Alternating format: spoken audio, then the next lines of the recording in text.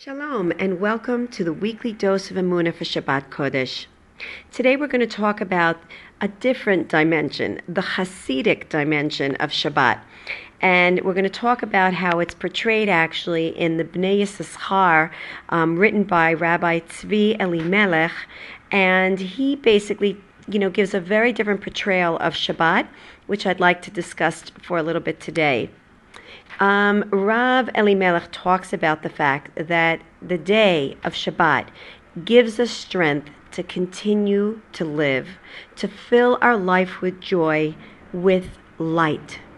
He talks about the fact that Shabbat is as though a beloved one. Fact is, in the Zohar Kadosh, in Chassidic literature, the Shabbat is one of the names of Hashem, and that plays a central role in this teaching. Shabbat in the Zohar represents the name of Hashem.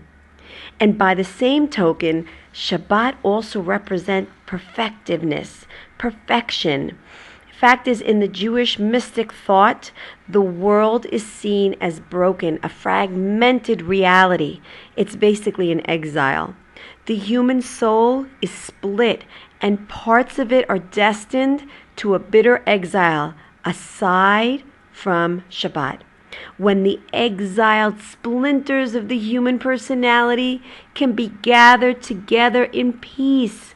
And it's only on Shabbat that the two pieces, the piece of the mind and the piece of the soul, can actually harmonize, where there can really be a merging of the mind and the soul. It's a day of harmony, a day of perfection. Rabbi Tzvi Elimelech Zatzal continues to teach that when we are about to part from the darkness of the work week and enter into the light of Shabbat, it is a time where we're enjoined to say three things in our home, sort of like in the inner recesses of our mind. We should be thinking three thoughts. The first is the word isartem. Isartem from the word eser, 10. And the mindset should be, have we made room in our soul for the 10 sephirot, the 10 emanations of godliness? Have we made room within ourselves for them? The second, iraftim, from the word arev, to mix. How we succeeded in mixing together the two dimensions of Hashem, Hava and Yira.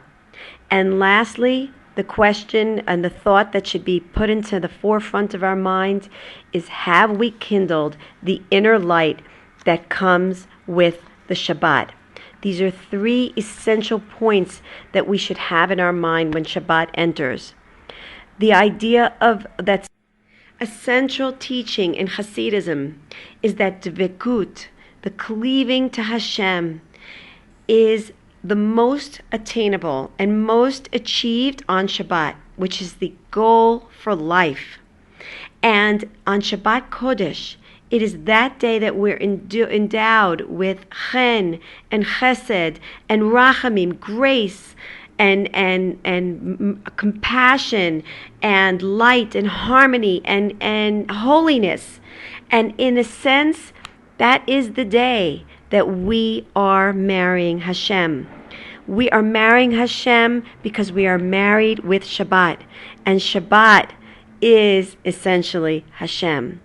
And so Be'ezrat Hashem on Shabbat Kodesh, we have this opportunity to create a holy communion between us and HaKadosh Baruch Hu. And the Midrash tells us that the Shabbat came in front of Hashem and complained that every day of the week you gave a partner, right? And it was only on Shabbat that it was left out without a mate. And what was Hashem's amazing, beautiful response? Is that the community of Israel, Am Yisrael, will be your mate.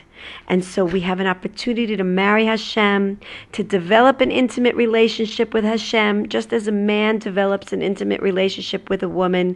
We have the opportunity to consecrate the day as in marriage. And Be'ezrat Hashem, we'll see ourselves marrying Hashem, forging a closer bond with Hashem that will carry us into the entire work week. Have a great Shabbat.